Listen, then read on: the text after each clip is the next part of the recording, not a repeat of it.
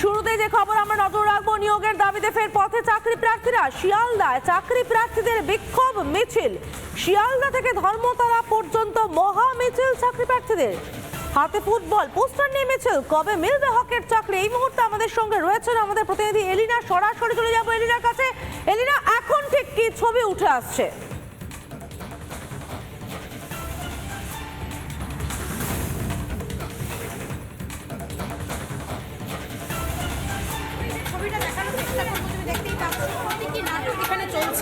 চাকরি প্রার্থীরা প্রতীকী নাটক শুরু করেছেন। একেবারে দেখতে পাচ্ছি আমরা প্রাপ্ত বসু, গৌতম পাল এবং মুখ্যমন্ত্রী মমতা বন্দ্যোপাধ্যায়ের ছবি লাগিয়ে তারা অভিনব প্রতিবাদ করছেন। একজন প্রতীকী মুখ্যমন্ত্রী এখানে সেজেছেন এবং মুখ্যমন্ত্রীর পায়ের কাছে চাকরি প্রার্থীরা তারা হাত জোর করে মুখ্যমন্ত্রীর কাছে অনুরোধ করছেন যাতে দ্রুত অবিলম্বে তাদের নিয়োগটা দিয়ে দেওয়া হয়। দাদা কি বলবেন, কিসের দাবিতে শুয়ে পড়েছেন? আমাদের একটাই দাবি, আমাদের ইন্টারভিউ চাই। প্রত্যেকটা টাকা ইন্টারভিউ হয়েছে, 2022-এর কোনো ইন্টারভিউ হয়নি। অথচ সবচেয়ে স্বচ্ছ পরীক্ষা 2022, এই স্বচ্ছ পরীক্ষারই কোনো ইন্টারভিউ নিচ্ছে না। যেগুলো দুর্নীতি হয়েছে সেগুলো নিয়োগ হয়ে গেছে, যেটা দুর্নীতি হয়নি তারা এখন রাস্তায়। একেবারে দুর্নীতি আর যাতে না হয়, কি বলবেন দাদা? এইভাবে শুয়ে আছেন রাস্তার মধ্যে প্রতীকী মুখ্যমন্ত্রী পায়ের কাছে। কি করবো, মুখ্যমন্ত্রী প্রতিশ্রুতি দিচ্ছেন ডবল চাকরি হবে, শিক্ষামন্ত্রী প্রতিশ্রুতি দিচ্ছে 50,000 ভ্যাকেন্সি আছে, পর্ষদ সভাপতি বলছেন বছরে নিয়োগ দেবো। অথচ 2017 সালের পর দীর্ঘ 5 বছর বঞ্চনার পর 2022 স্বচ্ছকে রয়েছে। আমাদের ওএমআর আছে, আমরা বারংবার দাবি করছি আমাদের নিয়োগটা দিন, নিয়োগটা একেবারে দ্রুত নিয়োগটা দেওয়া হোক, প্রতীকী প্রাপ্ত বসু সেজেছেন, আপনি কি বলবেন? আর কতদিন রাস্তায় থাকবেন? আমরা দীর্ঘ অনেকদিন ধরে বসে আছি স্যারের কাছে, আমাদের কাতর আবেদন যে স্যার আমাদের নিয়োগটা দিন, আমরা আর সইতে পারছি না। প্রাপ্ত বসুর ছবি লাগানোর কারণ কি বলতে চাই? স্যার আমাদেরকে যেভাবে বসিয়ে রেখেছেন সেই প্রতিকৃতি আমরা স্যারকে জানাতে চেয়েছি আমরা আর বসিয়ে রাখবেন না স্যার। আমরা এইটুকু স্যারের কাছে আবেদন রাখতে চেয়েছি। আমরা দীর্ঘদিন বসে রয়েছি, আমরা সেই 2017-এর পর 5 বছর ধরে বঞ্চিত রয়েছি। স্যারকে আমরা জানাতে চেয়েছি যে স্যার আমাদের নিয়োগটা দিন, নিয়োগটা শুধু স্যারের কাছ থেকে। একেবারে আমরা দেখতে পাচ্ছি এইখানে রাস্তায় একেবারে প্রতীকী মুখ্যমন্ত্রীর পায়ের কাছে বসে রয়েছেন চাকরি প্রার্থীরা। দিদি, মুখ্যমন্ত্রীর পায়ের কাছে আপনারা বসে রয়েছেন, কি বার্তা দিতে চাইছেন? একটাই বার্তা দিতে চাই, আমাদের এই সোনার বাংলা পশ্চিমবঙ্গ, সেখানে যেন কোনো বেকার না বসে না থাকে। আমাদের এই রাজ্যে একটাই শুধু খারাপ, সমস্ত কিছু ভালো, শুধু একটাই খারাপ যে আমাদের রাজ্যে কিন্তু বেকার ভর্তি হয়ে গেছে। আপনি পাশের রাজ্যে দেখুন, বিহার রাজ্যে দেখুন, কত শিক্ষক নিয়োগ হচ্ছে, দিনে দিনে শিক্ষক নিয়োগ হচ্ছে। কিন্তু আমাদের রাজ্যে প্রতিটা সব সময় শুধু চাকরি পাত্রই নামছে। তাহলে উনি এটা দেখতে পাচ্ছেন না যে আমাদের এখানে কোথায় খুদ আছে? আপনি এসব লক্ষ্মীর ভান্ডার দিয়ে আমাদের কোনো দরকার নেই। একেবারে লক্ষ্মীর ভান্ডার চাই না, চাকরি চাই। মুখ্যমন্ত্রীর পায়ের কাছে এই মুহূর্তে চাকরি প্রার্থীরা তারা পায়ে ধরছেন। গৌতম পাল এবং প্রাপ্ত বসু যারা প্রতীকীভাবে সেজে রয়েছেন তাদের পায়ে ধরছেন চাকরি প্রার্থীরা। সেই ছবি দেখতে পাচ্ছি আমরা। আজকে নতুন বছরের দ্বিতীয় দিন, যে বছর আনন্দে থাকার কথা, হই হই করে কাটানোর কথা, সেই বছরের শুরুর দিনগুলোয় আজকে বাংলার রাজপথে পথের ধুলোয় এইভাবে শুয়ে রয়েছেন চাকরি প্রার্থীরা। নিয়োগ নেই, বারবার প্রতিশ্রুতি দেওয়া হয়েছিল চাকরি হবে, ডাবল চাকরি হবে, এবং সেই ডাবল চাকরির বদলে আজকে একটা চাকরি। আমরা 2017 সালে পরীক্ষা দিয়েছিলাম, তারপরে দীর্ঘ 6 বছর আমরা বঞ্চিত।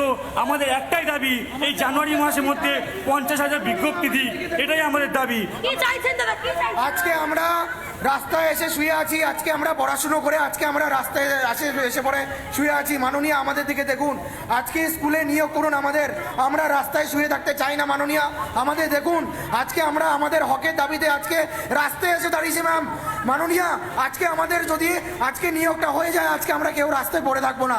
মাননীয় আমাদের দেখুন, আজকে আমরা রাস্তায় পড়ে আছি। মাননীয়কে নিয়োগের দাবিতে আবেদন এই মুহূর্তে আরো যারা চাকরি প্রার্থী রয়েছেন, কি বলবেন দাদা? বলছি যে আমরা কি পরিযায়ী শ্রমিক হতে চাই? আমাদের মাননীয় দিদির কাছে জিজ্ঞাসা করছি। আমার বাড়ি মুর্শিদাবাদ, আমাদের পরিযায়ী শ্রমিকে ভর্তি। সরকার কি চাইছে আমরা পরিযায়ী শ্রমিক হই? তাহলে টেট পরীক্ষা নেওয়ার মানে কি? দিদির কাছে জানতে চাই। সদ্য বিহারে 4,30,000 নিয়োগ হলো, যারা পার্মানেন্ট করা হলো।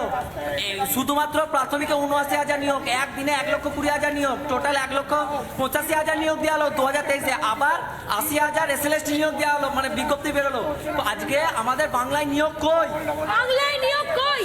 বাংলায় নিয়োগ কই প্রশ্ন আন্দোলনকারীদের। যেখানে দিনের পর দিন চাকরি প্রার্থীরা বঞ্চিত, চাকরি প্রার্থীদের হাহাকার শোনা যায়, তারপরেও সরকার কেন নিশ্চুপ? কেন এখনো পর্যন্ত তাদেরকে নিয়োগের বিজ্ঞপ্তি প্রকাশ করা হলো না? ইন্টারভিউ ডেট জানানো হয়নি।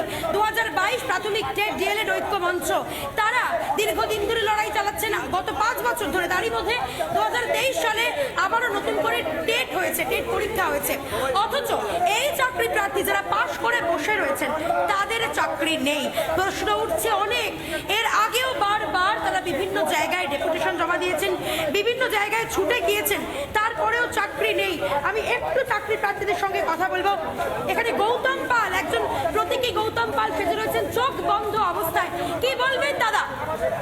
আমরা পর্ষদ সভাপতির কাছে আমাদের অনুরোধ যে অবিলম্বে আপনি চোখটা খুলুন।